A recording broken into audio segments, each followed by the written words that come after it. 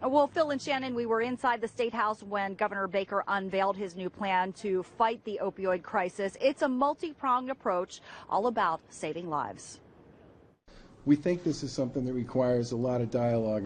And so he proposed the CARE Act to combat a crisis costing so many Massachusetts lives. There's clearly a gap here.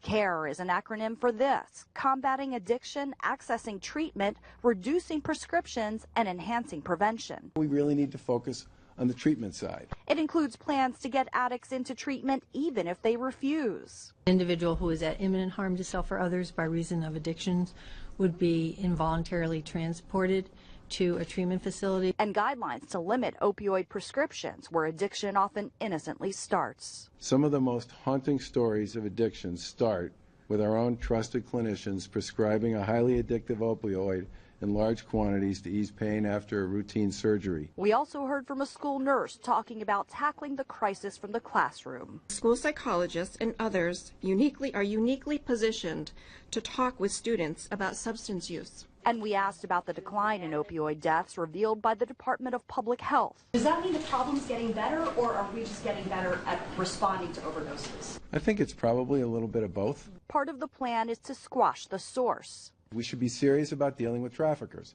It's a multifaceted approach meant to mitigate a massive problem. We should be providing you with access to treatment that actually makes sense and will work for you.